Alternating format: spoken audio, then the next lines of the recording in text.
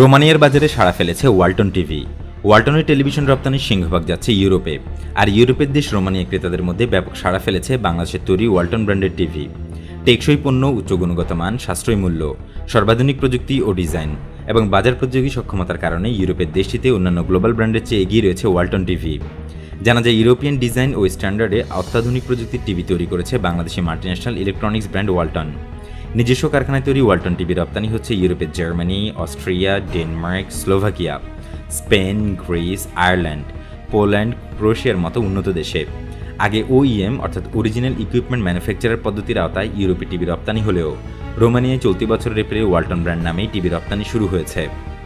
Romania বাজারে দায়িত্বপ্রাপ্ত Walton international business ইউনিটের ভাইস প্রেসিডেন্ট সাইদ আল ইমরান বলছেন, বছরে 1.5 মিলিয়ন টিভির বাজার রয়েছে রোমানিয়ায়, যা কিনা খুবই প্রতিযোগিতামূলক।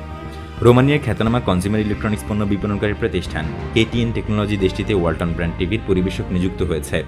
তারা বড় বড় চেইন ও সুপার শপের পাশাপাশি রিটেল কনজিউমার ইলেকট্রনিক্স শোরুমগুলোতে ওয়ালটন ব্র্যান্ড টিভি বাজারজাত করছে। প্রচুর লিফলেট বিতরণের পাশাপাশি গুরুত্বপূর্ণ স্থানগুলোতে ব্যানার ও বিলবোর্ড স্থাপনের মাধ্যমে ব্যাপক প্রচারণাও চালাচ্ছে।